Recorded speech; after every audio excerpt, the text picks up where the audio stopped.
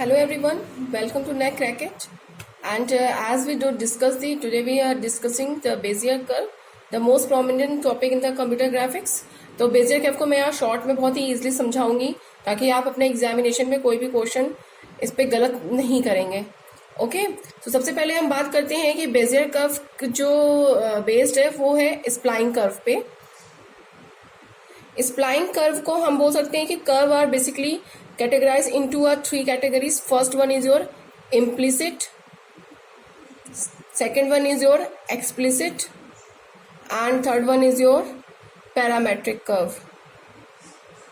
Okay, so Bezier curve is based on the parametric curve, and parametric curve as basically अगर suppose जैसे हमने यहाँ पे x is equal to f of t लिखा है तो दैट मीन्स ये x जो है वो इस t के ऊपर डिपेंडेबल है और ये t किसके फंक्शन सहायता से काम करेगा, this function. Okay so parametric curve की डेफिनेशन यही होती है कि हम किसी भी इंडिपेंडेंट फंक्शन की हेल्प से किसी भी डिपेंडेंट वेरिएबल पे कुछ भी वैल्यू चेंज कर सकते हैं.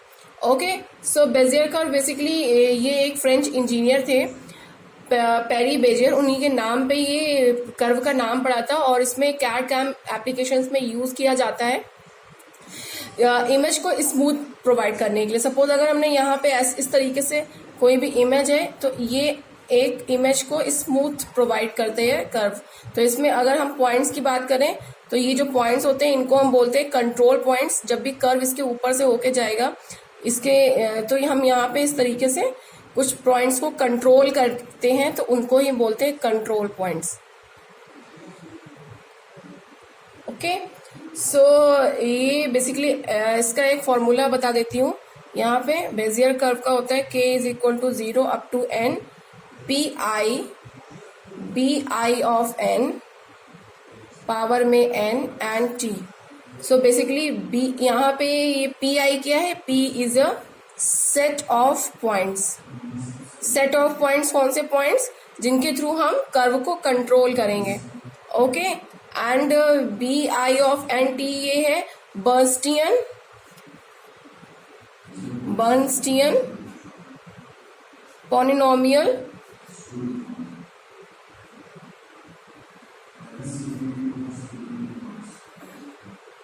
पॉलिनोमियल जिसके थ्रू हम क्या करेंगे, बस इस इक्वेशन को कंट्रोल कर देंगे. तो बी आई की वैल्यू जो होती है यहाँ पे B of I N T is equal to N I 1 minus T N minus I of T of I. अब ये 1 minus T of N Y I क्या है, ये एन क्या है, this is your polynomial degree.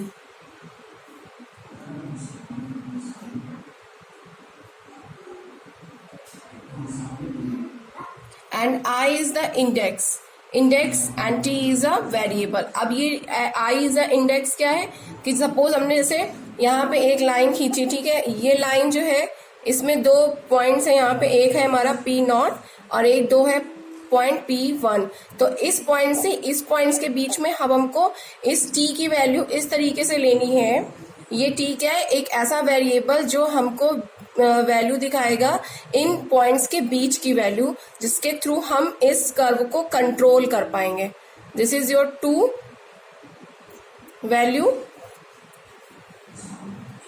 Of parametric curve.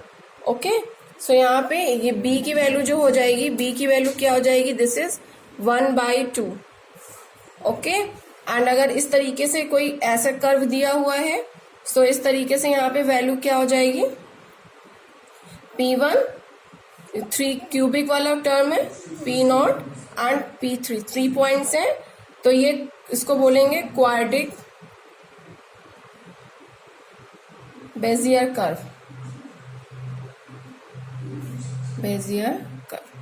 This is your simple Bezier curve.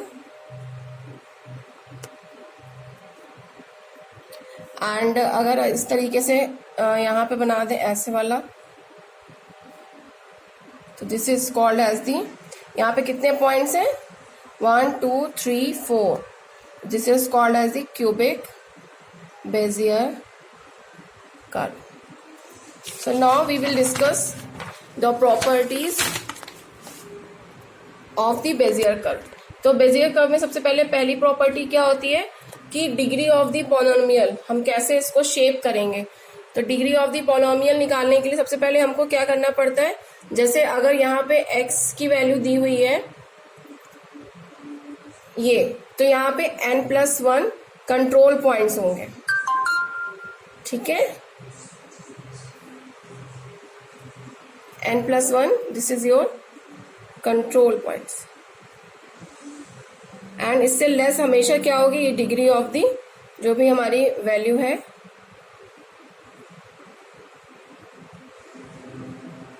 Bezier curve. Okay, and second properties क्या होनी चाहिए कि जो भी हमारी लाइन है वो फर्स्ट कंट्रोल पॉइंट से लास्ट कंट्रोल पॉइंट के बीच में पास होनी चाहिए। ये हमेशा ये प्रॉपर्टीज है बेजियर कर्व की, पहला पॉइंट जो भी होगा, सेकेंड पॉइंट जो भी होगा, उसके बीच में लाइन पास होनी चाहिए, ठीक है।